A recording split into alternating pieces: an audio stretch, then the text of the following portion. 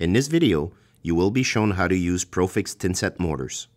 The thinset series from Profix covers all types of installation, ranging from residential to heavy commercial, for floor and walls, interior or exterior use. Consult our website or call our technical service line to find out the one that fits your application.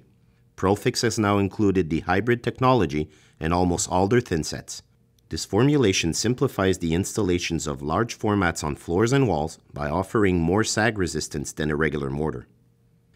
Here's the list of material you will need to install the thinset: a broom, a sponge, a drill mixer and mixing bit, a 20-liter pail, a measuring cup, a 3/8 by 3/8 square notch trowel, and a square tip flat spatula. The floor preparation is probably the most important part of the installation to ensure durability of your installation.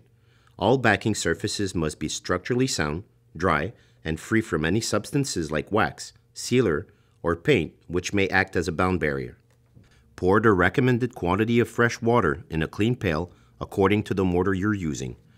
Gradually incorporate the powder in the water while mixing until you obtain a creamy and uniform paste. Let the mixture sit for 10 minutes and stir again to ensure an equal distribution of the polymer in the pail. Do not add powder after this step. The mortar may slightly thicken up after a moment. Simply reactivate by stirring with the mixer. Before you start your installation, it's important to plan your layout strategically in order to minimize cuts and maximize the final look of your floor. This step should be dealt with prior to mixing the mortar. Using your square notch trowel, spread some mortar with a good pressure on the substrate, making sure to cover the entire portion where the tile will be placed. Apply mortar on a small section only. Spreading too large may cause the mortar to skin on surface, which would result in compromising the transfer of the mortar to the back of the tile. Once the mortar is spread, place the tile over the mortar and apply a good pressure, moving the tile back and forth to ensure a good mortar transfer under the tile.